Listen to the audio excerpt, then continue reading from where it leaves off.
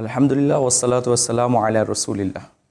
আজকে আমাদের আলোচনার বিষয় হচ্ছে বাংলাদেশে বঙ্গবন্ধু শেখ মুজিবুর রহমান এবং রবীন্দ্রনাথ ঠাকুরের মূর্তি ভাঙা প্রসঙ্গ নিয়ে। এই বিষয়টিকে নিয়ে বর্তমান ভারতের মিডিয়া এবং কিছু সাম্প্রদায়িক নেতামন্ত্রীরা প্ররোচনা দিচ্ছে এবং তারা প্রচার প্রসার করছে যে বাংলাদেশে দেখো রবীন্দ্রনাথ ঠাকুরের মূর্তি ভেঙে দিয়েছে। সংখ্যালঘু সম্প্রদায় অর্থাৎ মুসলমানদের টার্গেট নিয়ে এখানে একটা ধর্মীয় মেরুকরণের চেষ্টা করা হচ্ছে। আসলে বাস্তবে কি সত্যি কি রবীন্দ্রনাথ ঠাকুরের মূর্তি ভাঙা হয়েছে? তো এই ব্যাপারে সব থেকে বড় পদক্ষেপ এবং কঠোর সমালোচনা করেছে বিজেপির একজন নেতা শুভেন্দু অধিকারী।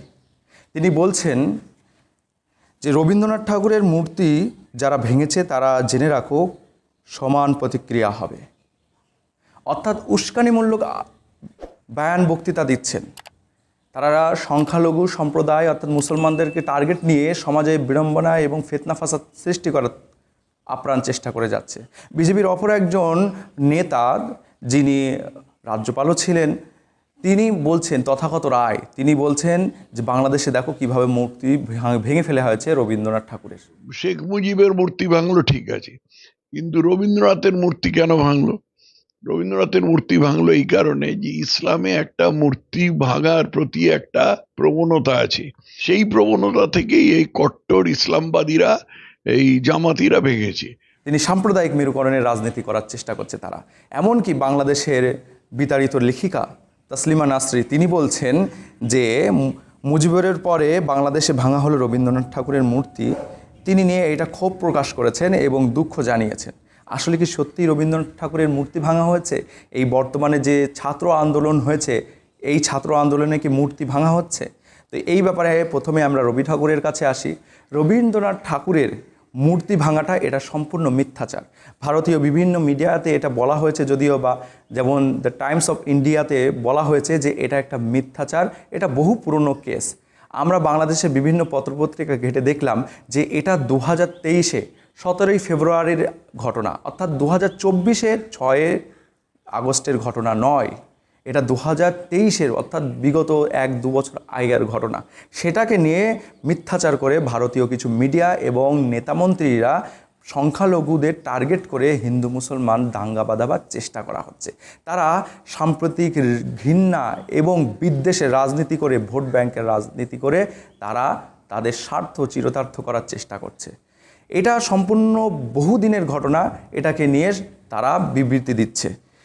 শুধু তাই না, আমি এখানে বলে রাখি ভারতবর্ষেই বহু মনীষীদের মূর্তি ভাঙা হয়েছে। স্বয়ং রবীন্দ্রনাথ ঠাকুরের মূর্তি ভাঙা হয়েছে এই ভারতে। রবীন্দ্রনাথ ঠাকুরের মূর্তিকে শান্তিনিকেতন থেকে উবড়ে ফেলে দেওয়া হয়েছে। কে ফেলেছে? বিজেপি সরকারের নিয়োজিত আচার্য। রবীন্দ্রনাথ ঠাকুরের মূর্তিকে সরিয়ে ফেলা হয়েছে, রেল দিয়ে উবড়ে ফেলা হয়েছে। এই সময় কোথায় ছিল তারা? এই সময় এই ফেক বাঙালিগুলো কোথায় ছিল? তারা কেন প্রতিবাদে মুখর হয়নি? তারা এই ব্যাপারে কেন কোনো পদক্ষেপ নেয়নি? শুধু তাই না, এই কলকাতার বুকেই এই কথিত বলা হয়ে থাকে, দাবি করা হয়ে থাকে যে বিজেপির নেতা মন্ত্রীরা এবং তাদের সক্রিয় কর্মীরা আমাদের বাঙালি মনীষীদেরকে যথার্থ পর্যাপ্ত পরিমাণে সম্মান দেয় না। দেখা যায় বিজেপির বহু কর্মীরা বহু মনীষীর মূর্তি ভেঙে ফেলেছে। এমনই একটি উদাহরণ দেওয়া যেতে পারে যে বিজেপির এক কর্মী কথিত দাবি করা হচ্ছে তিনি নাকি রবীন্দ্রনাথ ঠাকুরের মূর্তি ভেঙেছে। 10 মার্চ 2019-এর আনন্দবাজার পত্রিকায় এক শিরোনামে খবর প্রকাশিত হয়েছে যে রবীন্দ্রনাথ ঠাকুরের মূর্তি ভেঙে গ্রেফতার ট্যাক্সি চালক। এখানে বলা হচ্ছে যে শেরলকের 3 নম্বর সেক্টরে রবীন্দ্রনাথ ঠাকুরের মূর্তি ভাঙতে দেখে এক যুবককে ধরে ফেললেন স্থানীয় বাসিন্দারা। একদল লোক জানায় যে ওই ট্যাক্সি চালক বিজেপির সক্রিয় কর্মী। স্থানীয়দের অভিযোগ যে দত্তাবাদের বাসিন্দা পেশায় ট্যাক্সি চালক সুজন মণ্ডল। সুজন মণ্ডল এদিন ভোরে একটি আদলা ইট দিয়ে ওই মূর্তির একটি অংশ ভেঙে দেয়। তার সঙ্গে আরও 2 জন ছিলেন। দৃশ্যটি দেখতে পেয়ে এলাকার লোকজন সুজনকে আটকে রাখে। বাকিরা পালিয়ে যায়। চিন্তা করুন, কে ভেঙেছে? সুজন মণ্ডল, কোনো মুসলিম না। সুজন মণ্ডল, যিনি বিজেপির বলা হচ্ছে সক্রিয় কর্মী ছিলেন, তখন বাঙালিরা কোথায় ছিল? কেন হিন্দু মুসলমান রাজনীতি করা হয়নি তখন? আজ কেন করা হচ্ছে? মিথ্যা ঘটনা নিয়ে, মিথ্যা রচনা করে নিয়ে কেন এই সমাজে ফিতনার সৃষ্টি করা হচ্ছে? শুধু তাই না, আরও বলা হয়েছে যে বিভিন্ন মনীষীদের এই বাংলার বুকে, এই ভারতের বুকে মনীষীদের মূর্তিকে ভেঙে ফেলে দেওয়া হয়েছে। বিজেপির ভাটপাড়ার বিধায়ক পবন সিং এক জনসমাবেশে প্রধানমন্ত্রী নরেন্দ্র মোদীর হাতে রবীন্দ্রনাথ ঠাকুরের উল্টো ছবি ধরিয়ে দিয়েছিলেন। এই ইতিহাস, এই ঘটনাকে কি আমরা বাঙালিরা ভুলে যাব? আমরা ভারতীয়রা কি এই ঘটনাকে ভুলে যাব? শুধু তাই না, রবীন্দ্র ঠাকুরের ছবিকে মাননীয় প্রধানমন্ত্রী নরেন্দ্র মোদী পুরীতে গিয়ে তার ছবিকে সরিয়ে জগন্নাথের মূর্তি ধরেছিলেন, অবহেলিত করেছিলেন রবীন্দ্রনাথ ঠাকুরের মূর্তিকে। এটা কি বাঙালিরা ভুলে যাবে? বাঙালিরা কি ভুলে যাবে রবীন্দ্রনাথ ঠাকুরের এই অবমাননাকে, এই অপমানকে? কখনোই না। তাহলে সেই সময় কিন্তু হিন্দু মুসলমান করা হয়নি। আজ মিথ্যা ঘটনা নিয়ে কেন হিন্দু মুসলমান করা হচ্ছে? শুধু তাই না, 2019 সালের 14ই মে ঈশ্বরচন্দ্র বিদ্যাসাগরের মূর্তি ভাঙা হয়েছিল। কখন? অমিত শাহ রেড শোতে যখন তিনি যাচ্ছিলেন রাত্রে, বিজেপির কর্মীরা, দুষ্কৃতীরা ঈশ্বরচন্দ্র বিদ্যাসাগরের মূর্তি ভেঙেছিল বিদ্যাসাগর কলেজের প্রাঙ্গণে। এটা কি বাঙালিরা ভুলে যাবে? বাঙালিরা কেন সোচ্চার হচ্ছে না? বাঙালিরা কেন এই সময় প্রতিবাদ করছে না? কেন এই সময় হিন্দু মুসলমান করা হয়নি? কারণ আমরা জানি এটা হিন্দু মুসলমানের ঘটনা না, এটা হিন্দু ভার্সেস মুসলমান না, বরং এটা হচ্ছে এক অসাম্প্রদায়িকের বিরুদ্ধে শান্তিকামী আমাদের ভারতীয়দের সংগ্রাম। শুধু তাই না, মহাত্মা গান্ধীর মূর্তিকে ভেঙে ফেলে দেওয়া হয়েছিল। আপনারা জানেন যে কেরালের কান্নুরে মহাত্মা গান্ধীর মূর্তিকে ভেঙে ফেলেছিল একদল দুষ্কৃতীরা। কোথায় ছিল এই সময়?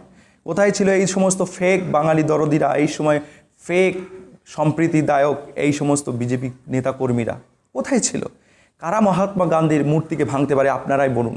মহাত্মা গান্ধীর ছবিতে যারা গুলি প্রকাশ্যে ফায়ার করে, মহাত্মা গান্ধীকে যারা প্রকাশ্যে গুলি করে হত্যা করেছিল, কারা করেছিলেন? কারা করেছিল?